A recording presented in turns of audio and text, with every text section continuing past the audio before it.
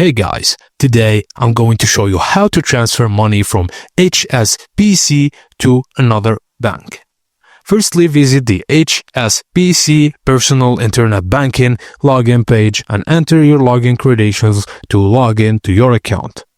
Once there, navigate to the Move Money section in the main menu and on the left-hand side, click on Bank-to-Bank Transfers. A pop-up confirmation will appear, accept it and proceed to the bank-to-bank transfer page.